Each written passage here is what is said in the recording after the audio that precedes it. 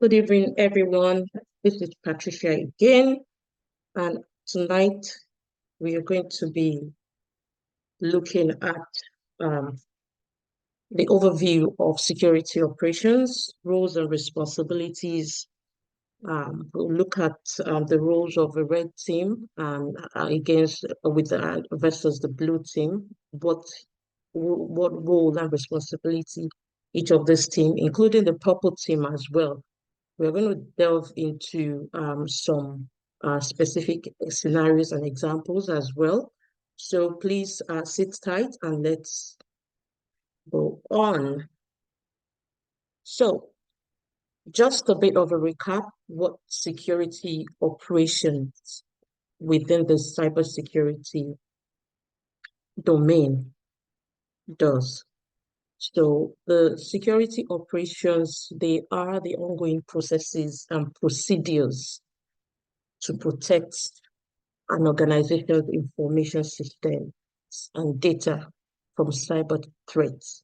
The process doesn't stop. It is ongoing because organizations need this particular process to be in place to ensure that their security posture is relevant and aligned with the business organization's goals and objectives. And of course, what's their goals in as much as they're trying to build a business and provide services, they also want to be able to protect their customers, their clients. They want to protect sensitive information and data, and they want to also ensure that there is no disruption in their operations, daily operations that powers the business. And also, moving on, security operations is vital for maintaining the confidentiality, integrity, and availability of data, reducing the risk of financial loss, reputation damage, and legal liabilities, because these are the potential issues that happen when we have any sort of breach in any of these three main components of the reason why security protection needs to happen. So why security hubs? So I'm sure sometimes we ask ourselves, why does an organization need a security operations? They need to prevent and detect breaches. But of course, breaches can still occur despite this effort. And how can breaches occur? Exploiting vulnerabilities in computer system. Hackers can exploit vulnerabilities in softwares, in operating systems, or in network infrastructures to gain unauthorized access to system or data. So this is one of the ways that breaches can occur. The vulnerabilities may also exist due to maybe a bug in the software. There's some sort of misconfiguration or an outdated software that hasn't been patched or updated with the latest security updates. I'm sure we all get notifications that a security update is available for our computer system or for the iOS or Android phone or iOS devices. We see such notifications. So these are things that we pay attention to. All right.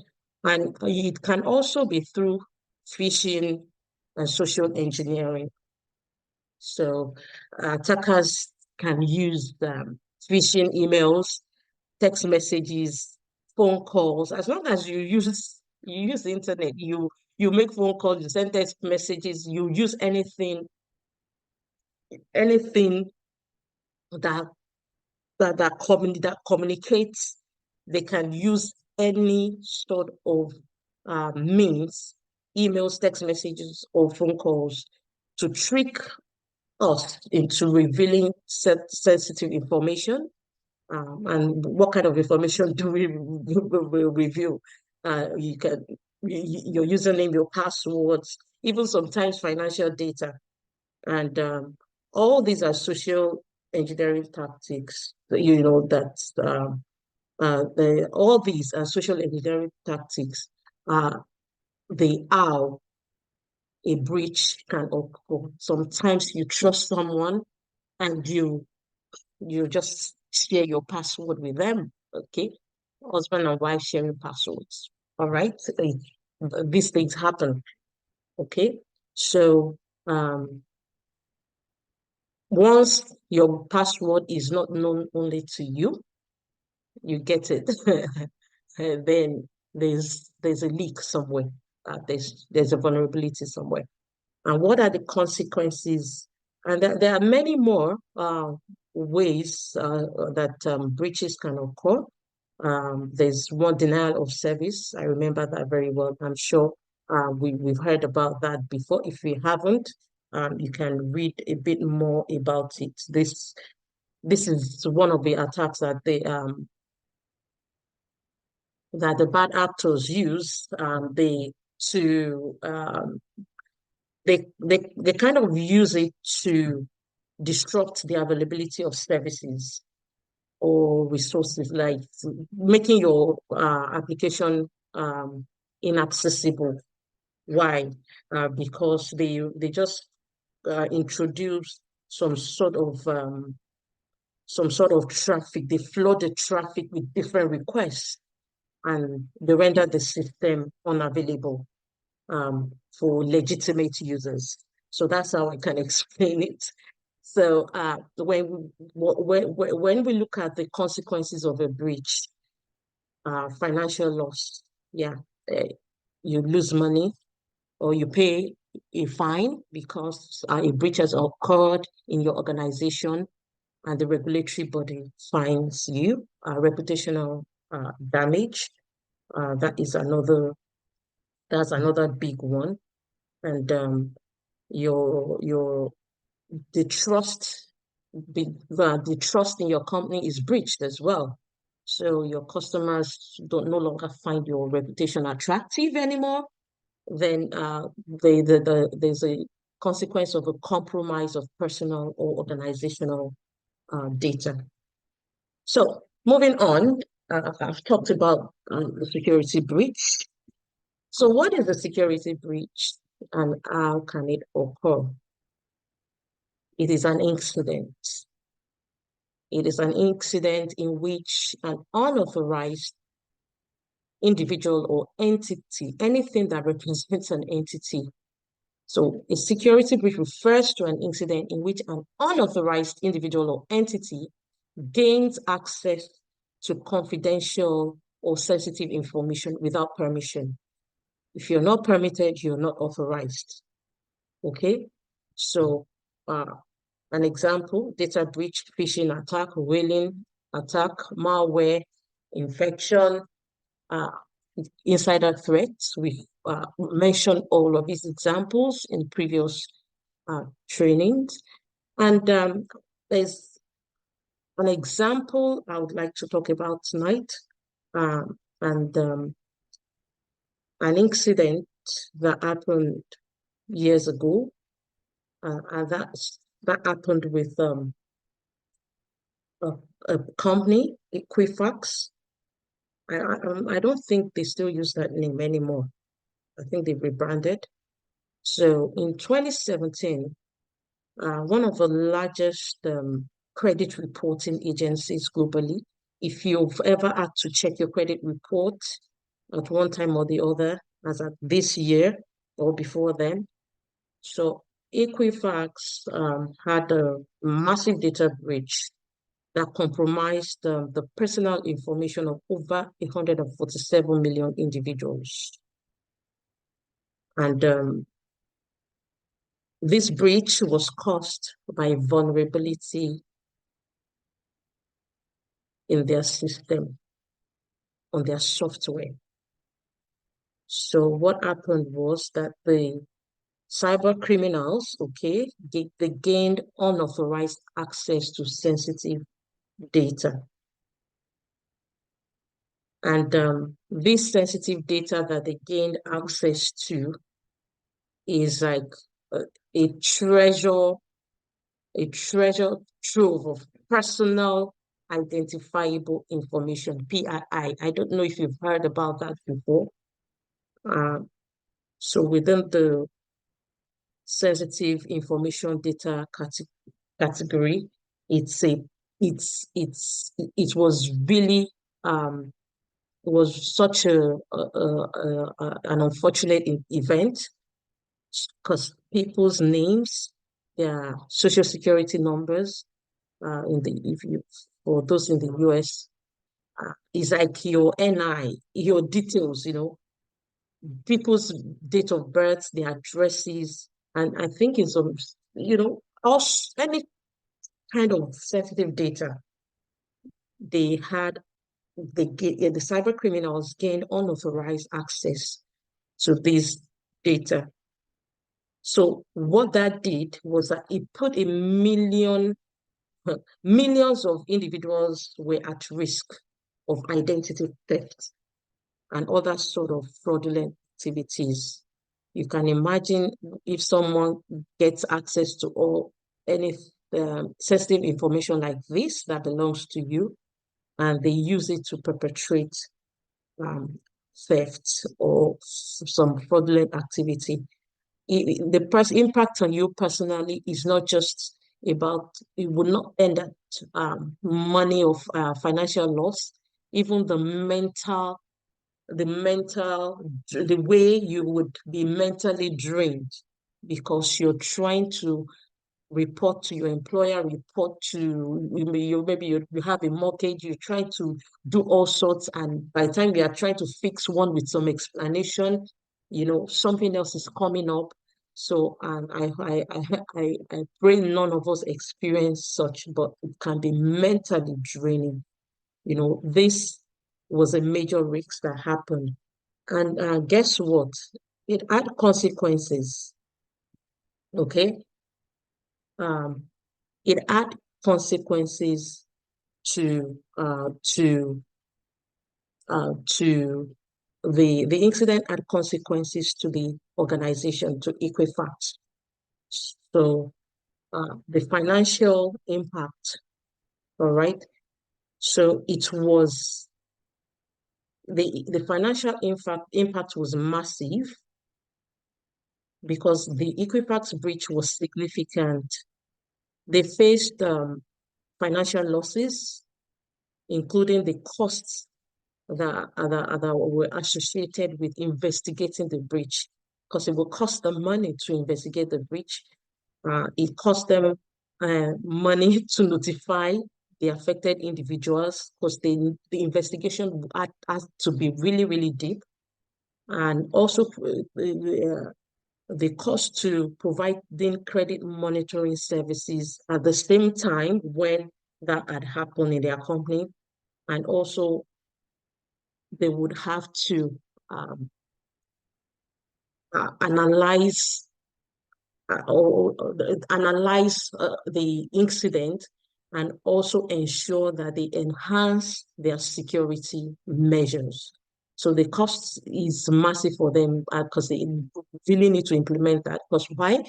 They want to be able to restore their reputation, and also ensure that they're able to continually get back to operation and at the same time service their clients. Of course, they paid a hefty legal settlement from the regulatory body. So that is the financial impact to them. The reputational damage is also additional uh, because that exposed them in a way to their clients, to their competitors, and that that revealed that there were lapses in their security practices, and a lot of questions were raised about it, about their ability to protect sensitive information. So you can imagine the kind of widespread publicity, public scrutiny. They got the publicity. I'm sure people who didn't know Equifax then would have heard about it, and they'll try to find out why is this company showing up on all the pages of the news, But they got the public scrutiny and criticism. So they weren't seen as a trusted custodian of financial data in that regard. And the other major impact is the increased risk of identity theft for the millions of individuals.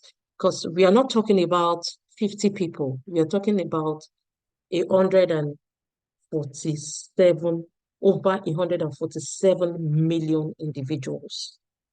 So you can imagine how massive that is. So when people the cyber criminals can apply for loans. you know, they can file fraudulent tax returns. So it affected quite a number of individuals and exposed them to financial fraud, which has a long-term repercussion for their well-being, for their mental health, for their peace of mind, and for their stability as well.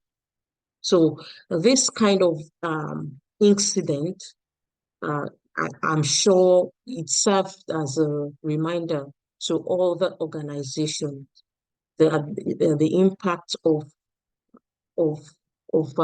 implementing security operation, robust security operations, because I'm sure they do have security measures and control in place.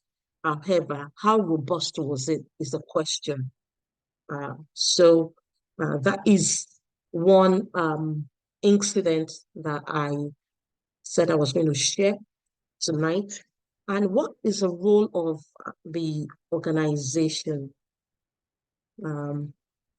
in ensuring that the companies, the organizations, whether you're a startup, FTSE registered organizations, whatever size of the organization, uh, it's important that security is also put at the forefront of priorities if they want to be in the game for a long time. So one of the roles of the organization is to implement security measures such as encryption, access control, and monitoring systems to prevent and detect data breaches. And on top of these measures is the actual utilization of these common components in security operations. So they need to they need to use all of these components I'm going to talk about. So it's the threat detection.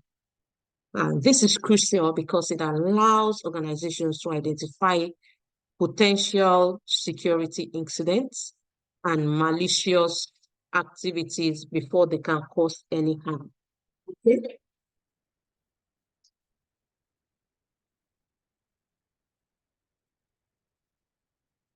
In addition to that, uh, the threat detection, for example, if a network traffic is consistently monitored and we have a system log in place, it makes it easy for the organization to detect anomalies or suspicious behavior that may indicate that a cyber attack is in progress. We have the incident response. Why is incident response essential? This is essential for minimizing the impact of security incidents and ensuring a timely and effective response to mitigate further damage. So if an incident response is well defined, the procedures, the how to respond, I mean, we have the first responders when an incident happens. So if the procedures are well defined, it enables the organization to be able to contain a data breach, for example, restore the affected system, and communicate with stakeholders. And the communication is really essential. So, because this helps them to maintain trust and transparency. Working in security operations is you also require you to be a team player. You can't withhold information. All right. It's you can't be in that kind of environment and want to withhold information. In fact, if anything come across as suspicious to it, please communicate it.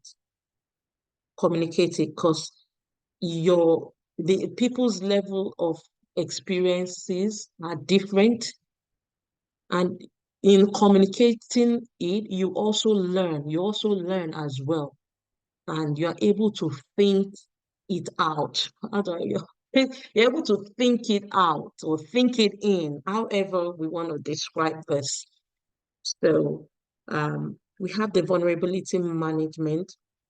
So this is also necessary to identify and address any sort of security weakness in a software, in any component of the hardware, and any configuration before they are exploited. So we all know what vulnerability means. Okay, so it has to be managed. It has to be vulnerability is any weakness. Sometimes you say, oh, where's the weak link here? When you have, there are some games and there's always the weakest link or so, So you need to know where, you need to be able to identify any sort of weakness. So it's like, if you exchange the word vulnerability, it's like weakness management, and everyone has their strengths and weaknesses. So somebody probably manages your weakness, somebody manages my weakness. So in this case, as a stock analyst, you're going to be managing the weakness of any software, hardware, or configurations before they are exploited by attackers. And so how is this done? So there's regular vulnerability scanning that can be done. Patch management, this is where updates are, they are deployed regularly. So this helps the organization to stay ahead of potential threats, and it helps them to address any known vulnerabilities and reducing the attack surface. So some vulnerabilities can be known, but you're keeping an eye on it.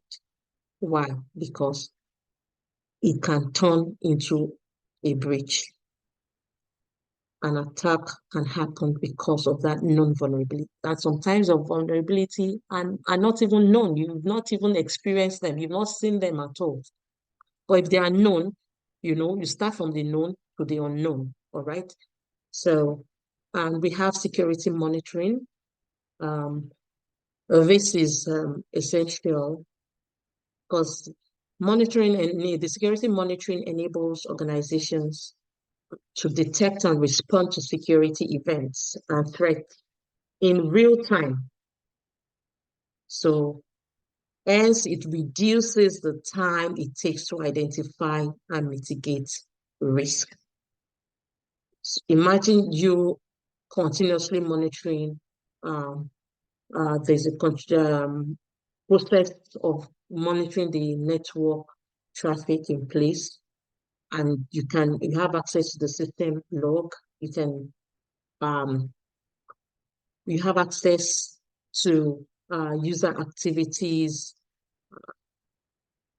and you are immediately able to take action if there's any sort of suspicion, if you detect any sort of suspicious action or any sort of unauthorized access that could cause damage.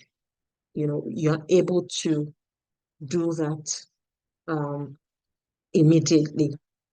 And of course, security awareness training. What we are doing here, apart from talking about what security is and all others, some of us might go on to use this and apply for roles as security analysts, and some of us might decide not to use it.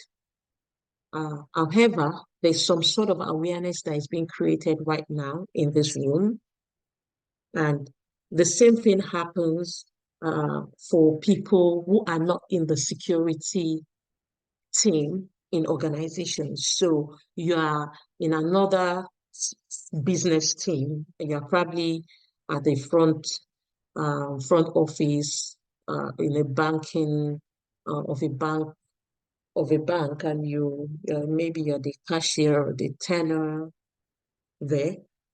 You still need to be aware of the security needs of the company. It is crucial because as an employee, your awareness, an employee or stakeholders, their awareness about security best practices, the policies and procedures helps a lot to reduce the risk of human-related security incident. And we are going to be talking about one of it in a couple of slides after this. So, and all of these components within the security operations, when organizations integrate these components into a comprehensive security strategy, it helps them to build resilience and minimize the impact of security incidents. I don't think there is any sort of security incident that can happen to any organization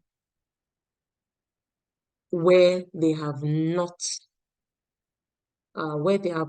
put some measures in place, and then they would go without having some sort of impact. There would always be an impact. If there is no security measure in place, the impact will even be more. It will be more. It will be more than if they had put something in place. So it's really important and key for organizations to ensure they do this. So what is the role of a security operations?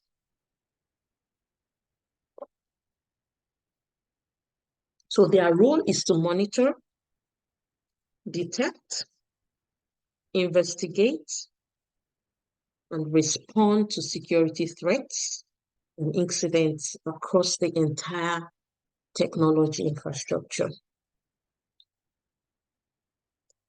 So in monitoring, it has to be continuous.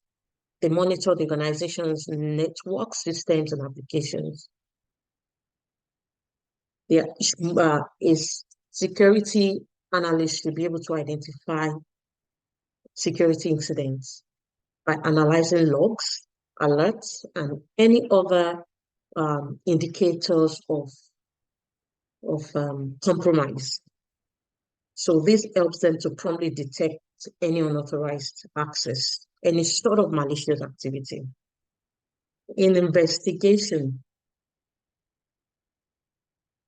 When an incident occurs or where a vulnerability has been detected, okay, it's important that you wear the hat of a detective, all right, and you are able to really deep dive into the root cause of the breach or incident. So in this case, this is where you are analyzing data, and you're looking at logs, you're looking at the timestamp, you're looking at the date that it happened, you're looking at the number of times it happened, all those little bits of information come together to put for you to be able to identify um, the root cause. Sometimes the root cause can be from inside, not necessarily outside. You need to be able to understand if the to we need to be able to understand if the incident is happening from within the organization's network. That means you are aware of the IP addresses within the network. All right. So those sort of information. Then, yes, it's important that a response team is in place as well, uh, because there must be a sort of plan outlined uh, for any sort of attack to mitigate the impact of any security incident. So sometimes it can be a containment that needs to be done, or removing the uh, malicious software that have been introduced to the system, and restoring affected system, isolating or containing the affected system and restoring them back. There must be a plan and process and procedure in place. So if you get if you get to start as a security analyst, you must be aware of all these things, that these things are in place. You just need to ask. And of course, I'm not going to leave out continuous improvement as well, um, because when the continuous improvement allows the team to also acknowledge that for the security measures, controls, activities, whatever they are that are put in place, they are continually improving on it. And the controls are going to be based on lessons learned from a previous incident or any sort of emerging threats that's been announced on the news or that's been detected within the organization. So in safeguarding the organization's assets, it's um, it's important that organizations are able to maintain maintain their security posture, improve on it, and also ensure that they are also complying with regulations.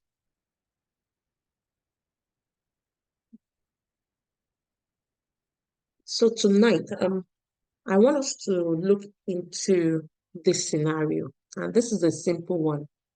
We get phishing emails all the time. So Royal Mail, somebody spoke with me sometime about them getting an email uh, from Royal Mail asking them to confirm and make some payment, and they have actually not used Royal Mail. And I was like, that must be a phishing email. And I'm sure most of us might have had similar experiences. But the common one, like I see that regularly, someone asking me to enter my details because HMRC wants to refund some tax to me. So this is a typical scenario, a phishing attack. And this example, if you look at the background, so a sophisticated phishing email containing malicious links has been distributed to several employees within the organization. So one employee inadvertently clicked on the link, resulting in the potential compromise of sensitive information. So this is where security awareness training is important. I know if you're working in an organization where you've had emails coming to you about figure about the organization saying, "Oh, we are going to be sending out um, some phishing emails," because they do announce it. They send that email out, and it's like they're kind of simulating a phishing attack. So they do that to create awareness for the to the employees. And of course, even though they had announced it, because some of us don't read our emails, we see that email, it looks so genuine, it looks like it's coming from somebody in the organization, and we click on it. So these things happen. But in this case, this is one attack that has come from an outside organization, and an employee clicked on it. And I've actually identified three roles within the stock team to see what their contribution is to this particular um, incident. So the security analyst comes in, his responsibility is to monitor the organization's email security system. Okay, that's his responsibility. Just monitor all the organization's email system, among other things that needs to be monitored. And they are able to detect the phishing email as it arrives in multiple employees' inboxes. What do? They analyze the email headers, they analyze the content, the attachment. They did dive into um, that phishing email to determine the nature, to determine its malicious nature.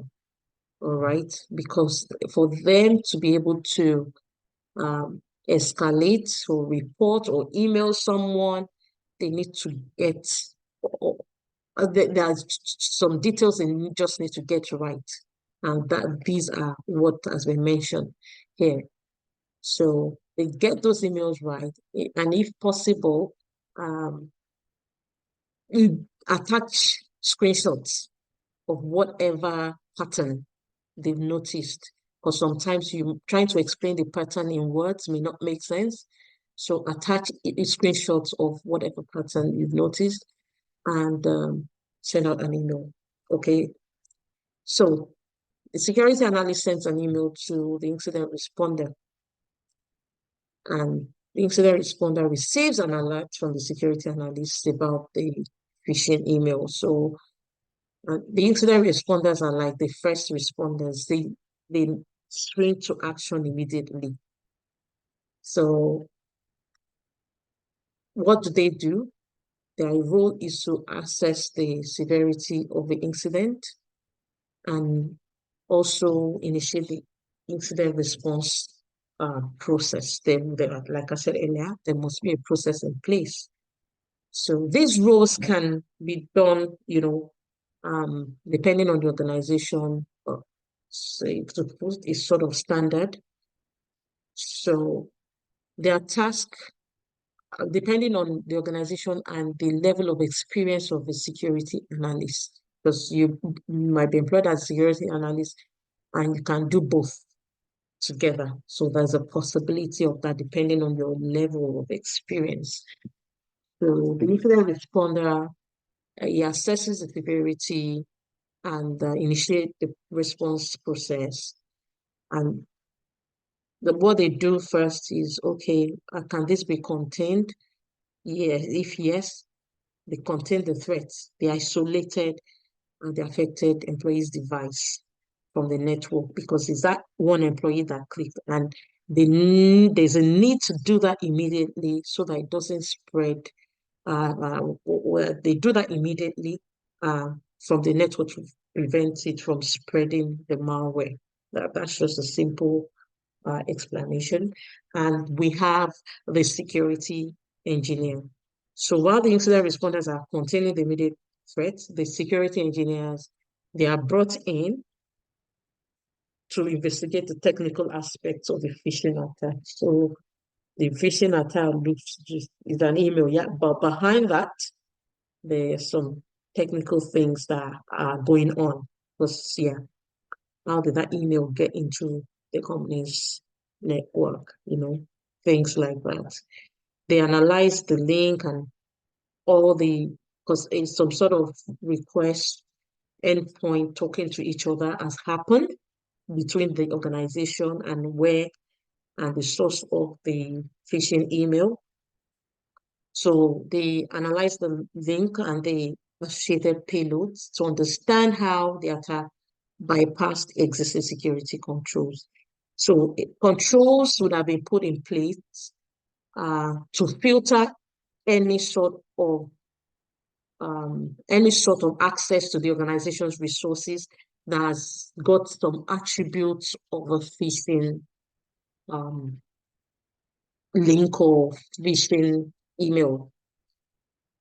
So there's some collaboration that happens between the security engineer and incident responders, also with the security analysts.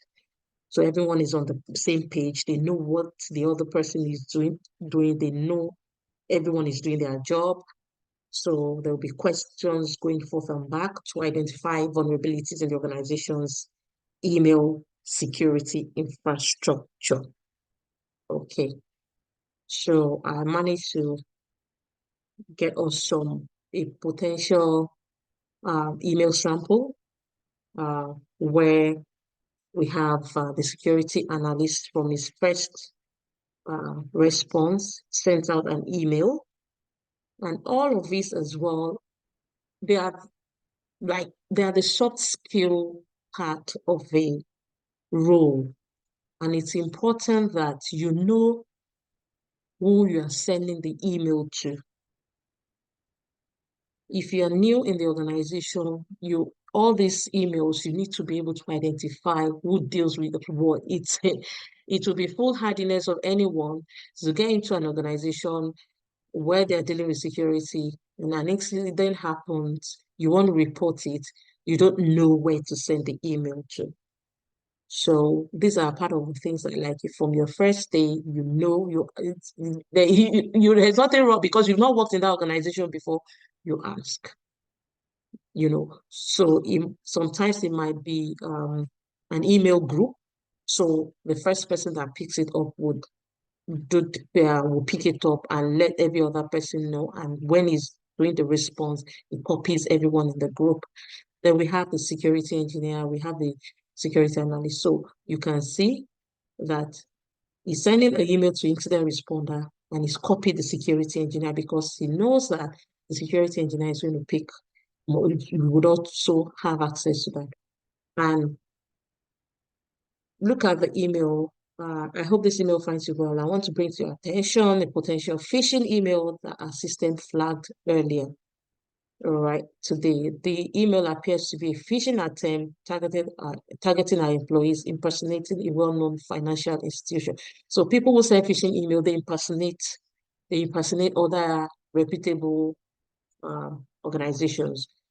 So requesting sensitive account information. So I've attached a copy of the email for your review from our initial analysis. So an initial analysis is done by the security analyst, and they've concluded that it seems to contain suspicious links leading to a spoofed login page aiming to steal credentials. So even for you as a security analyst to be able to say, oh, suspicious links leading to a spoofed login page, you're going to wonder, okay, all right, what sort of link is it? There's some knowledge there. So that is why we all need to be, up and running with reading and try to understand some terms that are used. So it's aiming to steal credentials. Our email filtering system has flagged this email as a high risk threat. And he said, incident responder, could you please take the lead on investigating this further? we need to determine if any employees have interacted with the email and any credentials have been compromised. And this reason why this person is going has to do this because they are the ones that do the containment. Okay. Then we now have a security engineer say, okay, please assess the potential impact of this on our systems and network because they now need to start looking at what has gone wrong with the technical side of things, network configuration, email protocol, whatever it is on the technical side of the email security controls. So, and that is an email from the security analyst.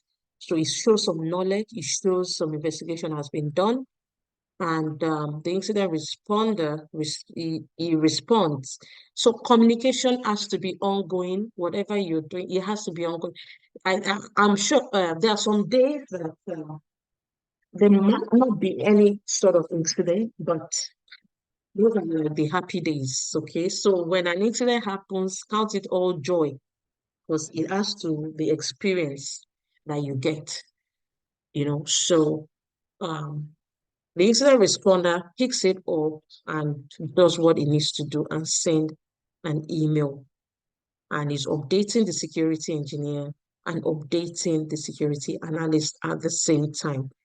So I'll provide updates as I gather more information. In the meantime, I suggest we increase awareness amongst our employees. You know, if employees are vigilant enough and they know they are not supposed to click on phishing email, they should just report it, not click on the email links in the email, you know.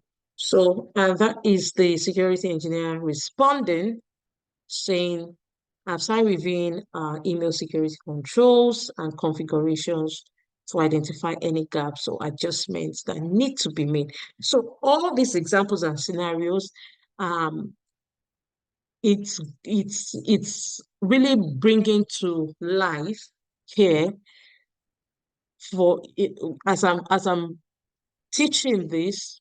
I hope it is bringing it to life to you because you need to kind of see yourself in the role to be able to understand that these things have processes, it has procedures. I'm sure if you see the way I've written the email, I left white gaps in between. So if you lump the email together, you know, sometimes doesn't make it look nice. All these are the little things. So it makes it clear and readable for everybody.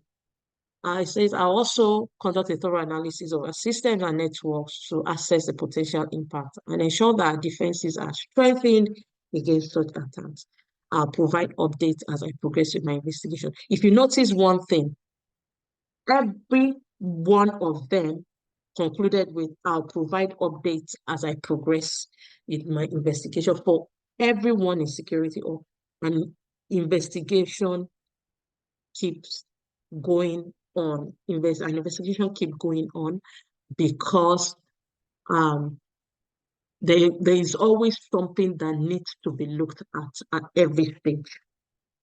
So the um the security analyst isn't within the blue team group because they are the defenders. Okay. Now we have the red team. So what is their role in the phishing attack? So one of the roles within the red team is that of the penetration, the ethical hackers. Yeah, is that of the ethical hackers. So what do they do? Maybe at the back end of this, or while they're also experiencing this, while they're also informed about what is going on, uh, for them, their role will be to simulate phishing campaigns because this has to happen later to assess the organization's susceptibility to such attacks in the future. An investigation would have taken place, a report would have been written, okay, for them to pick that up. And the guys in the red team, the ethical hackers, they simulate it, because all the information that has been extracted by yourself from the incident reported, they're going to use that to simulate a phishing campaign, because that will be from lessons learned. What did we get from this? What caused it and all that? They will simulate it to ensure that such does not happen again. And that is where that is their role in this case. Of course, the incidents can be different things. Okay, it can be different things. So, and we also have the purple team. These are the people that promotes the collaboration uh, between the offensive and the defensive team to strengthen the overall security posture and response capabilities in the context of the phishing attack. Because whether it's a phishing attack or any other sort of attack, it could be a malware attack, maybe some sort of malicious software has been introduced. So the subject in this case would be for a malware attack, that is malicious software introduced to a system, to a software, and the whole process goes over and over again. Of course, the um, compromise indicators there might be different, okay, but you just need to understand how the whole process works. And that is me for the night, apart from the presentation tasks that everyone is going to get in preparation for your next presentation, I think in 2 weeks' time. Not next month, okay, in 2 weeks' time, yes. So, and following on from here on Saturday, everyone is going to get hands-on a phishing email, how to analyze it, and get things going from there with your understanding. So that is me. We'll come back to this, but before then, any questions? James, are you there? Yes, ma'am, I'm here. All right, thanks. Okay. Any questions? Hands up.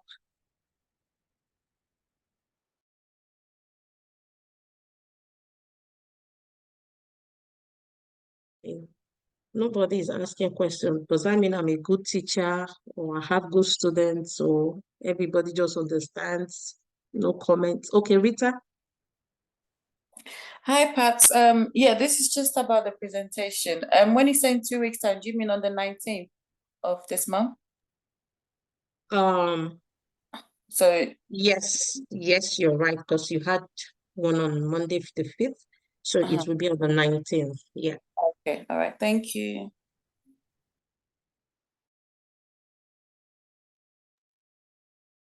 All right. Are people sleep? Oh, sorry, let me just stop.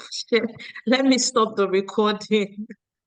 Or let me just on the network, where now I've discovered that, look, someone is trying to get into my computer or into the network of the organization, so to speak.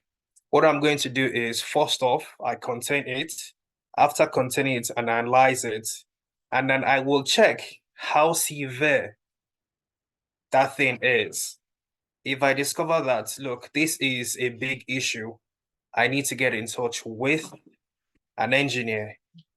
And then I tell them, look, this is after critical research, or after critical research, this is what I've been able to discover. After you put that to him or her, then they will tell you what necessary steps to take. If they don't tell you what necessary steps to take, they would actually take that from you, and then they finish it off. I'm not sure if you actually get what I'm trying to say here. Before you take any steps, you need to speak to those above you, basically. Yeah, answer yeah. your question, Moses? Yes, it does. It's just because I don't know if you go back to that slide, um, I don't if you can see that slide again. I think there's a statement there that the incident responder will just initiate the incident response plans. That also I asked that question, but yes, it answers my question. Yeah, Thank you. yeah, that's it. Sorry, Pat, can I Okay, hold jump on. in? Yeah, yes, please. So yeah, Before Moses, I give mine. yes, an incident responder can initiate it. Yes, 100%. Doesn't have to wait for anybody. Depends on Okay. the circumstances. Depends on the situation. So that's why I'm putting the caveat. Depends on the situation. So why do we have an incident response plan? Incident response plan, it's not caught. It's an open document that is shared, in SharePoint, whatever the location is. And incident response plan. So there are two, right? There is complaint. There is an enterprise one, which is looking at the holistic view of the organization. But there is also security incident response plan. So if you are looking at the holistic one for the whole of the organization, yes, you need to, as an incident responder, you probably will not even use that anyway. But the one that is within your remit is the one is the cyber incident response plan. So if there's an incident, so you've done your initial analysis, you've done everything that you're supposed to do, and you've kind of identified that there is an incident. So what's the incident response plan? Incident response plan is the process of bringing all the stakeholders together, and as an incident responder, you lead that engagement. You lead it. So you be doing that way, not necessarily doing everything. You've done your own part. For a very good example is there's a phishing email. I remember when I was working at, I'm not going to mention it here, but I'm working in one of the UK highly classified government job. So there was an incident, and it was a phishing, and it leads to what we call a credential harvester. This is a situation whereby a third party, do a dodgy or a fake website that mimic that that government body website. So what are they trying to do? The purpose is to steal credentials, your username, your password, and they send a link. It looks very legit, and that link actually redirects you to another website, and you ask for details and whatnot. But so yeah, that happened, and as a result, that was a phishing attack, and they stole about 50 users, username and password. So that is a major incident. So you don't know, you've done your initial analysis, you've identified and you've concluded this is a phishing. So the next thing that you need to do is to initiate that incident response plan. Do not wait for anybody. Incident response plans means that so there are different ways to do it. So you will send and it's different from organization to organization, but just generically, you send an email to the relevant stakeholder. Relevant, that keyword is important, to relevant stakeholders, and get everybody on board. So mostly you will need the infrastructure team, you will need the network team, you will need some of your security team member. Obviously, your manager will be there, and you will tell them what you've done. You will tell them why you think this is efficient, and all of your all of your analysis. Then they will start to do the insurance plan. One of them will be asking the infrastructure or the support team to do. So you will do the containment first for all of the users that is affected. You containment means that stopping the movement of the malware to jump from users to user. So if you use any email gateway solution, or a solution that we call EDR, like endpoints in the response. So endpoint detection and response, EDR, there are different vendors. We have CrowdStrike, we have Microsoft, tons of them. Regardless of whichever solution you guys are using, doesn't really matter. So containment means that's the first thing that you do. You contain the incident first. That is not the end of the incident, but you contain it, meaning that you don't want it So containment means that, let's say there's a I mean, in these days now, when they build house, they ask us to get what we call like a fire door. So there's a 60 minute fire door, there's a 30 minutes. So when there's a fire door in a particular room with the latest technology of doors now, if you have like if you buy a fire rated door for like an hour, so that fire can be contained in that place, in that room, and it doesn't get to the next room.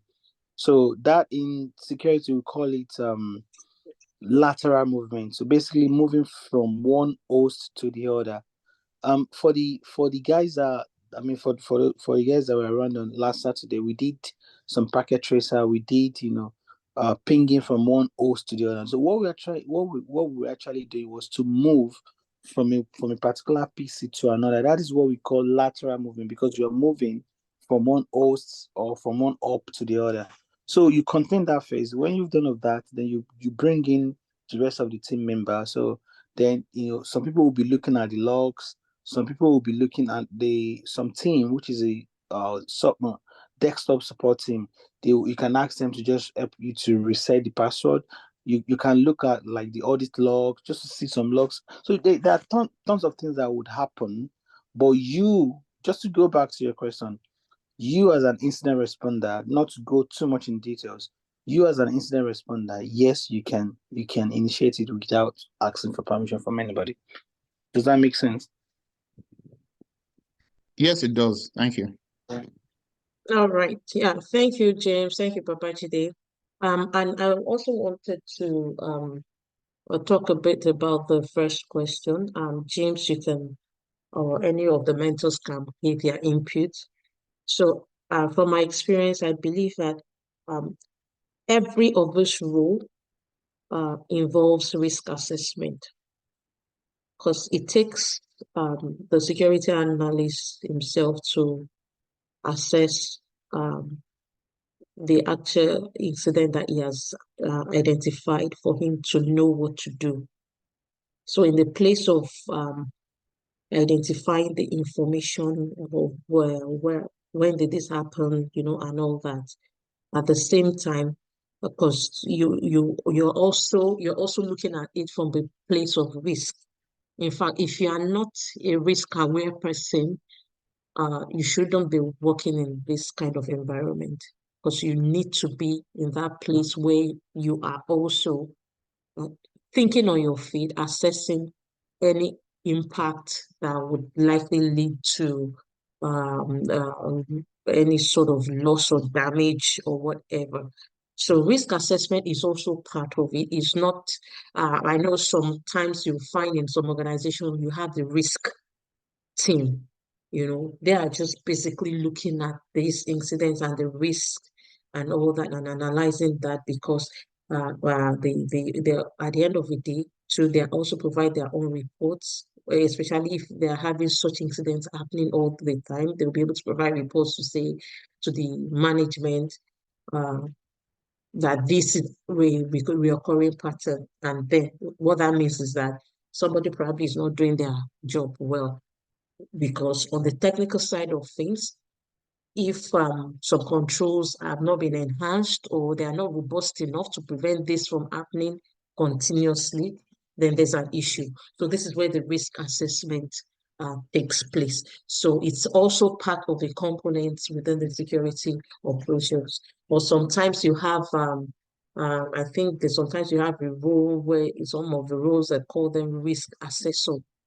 Okay, so they are just is a specific role within the organization.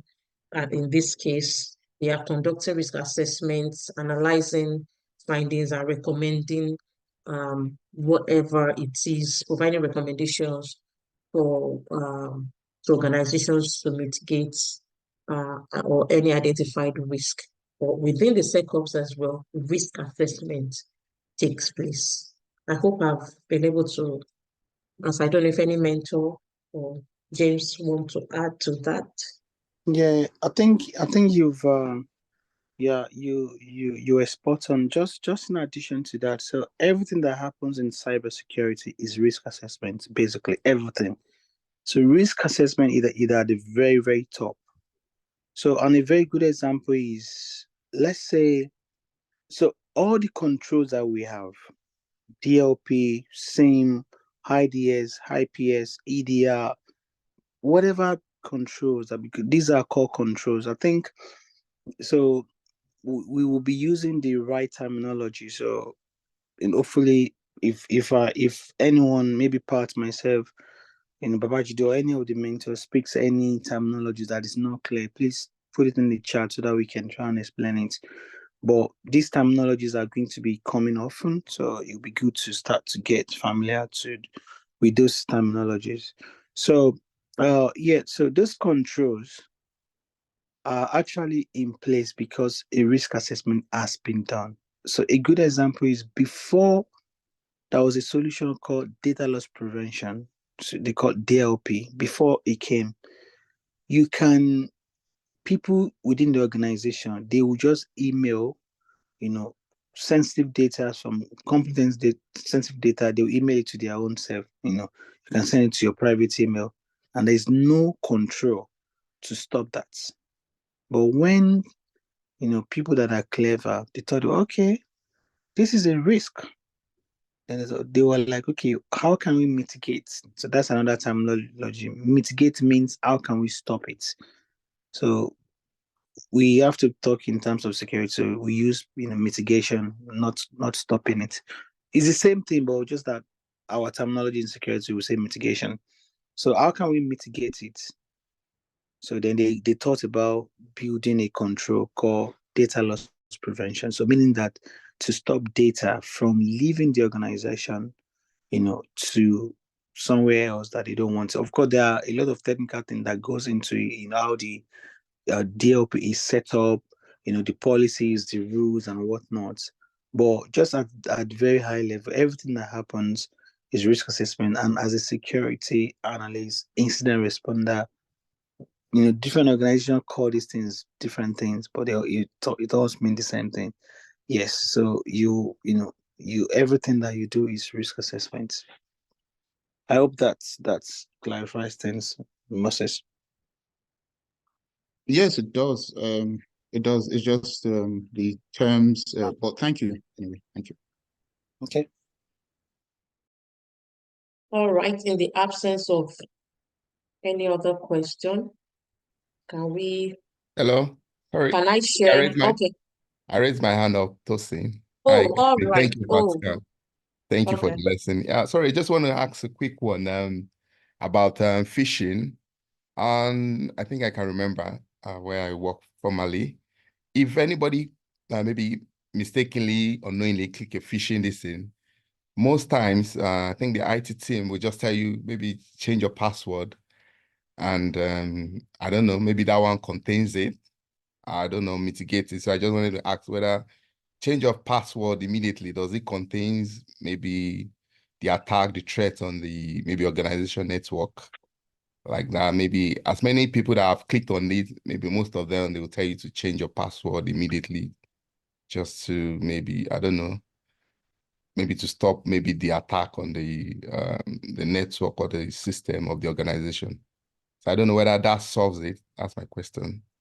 If we click Yeah, it. I think I can answer that. So that's the first thing that they do. That's what they call containment. So basically, why they ask you to change your password is because if the bad actors get hold of your username and password, because usually they have like a link that looks like original link where they get all of those username and password, and they have a database at back end that collects all of those details. So they can use those details to log into your company's organization, and steal sensitive data. So that's why the first thing that they want to do is to at least stop them, contain that threat. So when they change the password, through your username and password, and do a lot of damage, first is stop that, contain that. Then they can then do other analysis. Number one, check if other user, how many users click on the link. They analyze the link to understand what the link can do, the effect of the link, and it might even lead to re-image your laptop. They might have to re-image your laptop. There are a lot of things that they can do. But first and foremost, the first thing that you do in incident response is to contain the incident, just so you can stop it, to prevent lateral movement, so that it doesn't, keep moving everywhere within the network. Imagine it's just like fire. If you don't contain it, like when it's small and it get bigger, then it's going to be very difficult. So that's why they ask you to change your password. Like that's the first thing that they ask you to do. All right. Okay. Thank you. Yeah, thank you, James. Yeah, so just the thought I thought to just put up.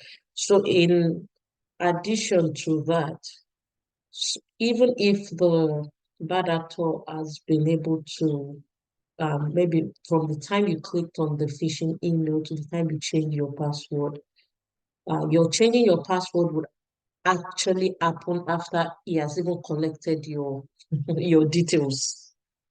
Let's say, for instance, there was enough time for the bad actors to get your username and password. You understand? So the impact will not be as much, if you get what I mean. So yeah, I just thought to put that out there. Thank you. Sorry, please. I couldn't find where to put my hand up as well. So I've just got just a simple question. So usually I usually work in projects, and this is this discipline is really new to me. So I'm thinking sometimes when I've started looking out and started getting calls from recruiters. So I'm always someone like me that I've always worked in projects. So and I find it hard to not relate cybersecurity to not working in projects. So what was the discipline like? Is it like as a cybersecurity specialist or someone, so you generally don't tend to work in projects, or how is it? So it's quite a vague question, but just to Yeah, ask. not I get where you're coming from. I James think can that's for answer me. some of, That's for yeah, me, and Pat. I'll share my experience with you. James, please. Yeah, that's for me, 100%. The Pat can comment. So, what's your name, please? I didn't catch your name. Is Ade? Ade. Okay. Yeah. Yes. So, I said something earlier on. I said everything starts from risk assessment. So the thing is, if you don't, so this is the fundamental of security. So the project level is very high. So there's a lot of things that you need to understand in project level, that it starts from the SecOps. So SecOps is like the door that you use to enter the house. Then you start to go to the stairs and walk your way up. Yes, there are tons of projects. At the moment in my work, I work as a security specialist in a project. So that's what I do. I do projects. So I do what you call threat modeling, but I don't want to be saying this terminology because it was not going to make any sense. But myself, I started from SOC, then work my way up. So there are tons of projects that you are going to be assigned to a project as a security specialist, and there are things that you need to do. That knowledge is coming from SecOps because you need to understand like encryption standards, protocol, risk assessment. There are tons of things that you need to understand at that level that you Okay. will only start from SecOps. So when you start from SecOps, you can start, because from SecOps you learn about vulnerability management, you learn about controls, you learn about all of those things. Then when you now come to a project where you are assigned, you are working with a solution architect. Solution architect would design, let's say we want to implement um software as a service solution, right? So you're going to be working with a BA, you have a BA, you have a PO, you have, all of those things. You're going to be working in Agile, Scrum, all of those very nice stuff. So you are assigned to a project. For example, how we do it in my current place, we call it lab. So in that lab, they have tons of projects that they want to deliver for the year. So I will be assigned to a project to support the lab. So that means I'll be working with business analysts, I'll be working with the PM, I'll be working with different people. So the first thing that you have to do is to do what's called a scoping assessment. You scope the project so that you understand the input of cyber there. So that might involve like providing security requirements.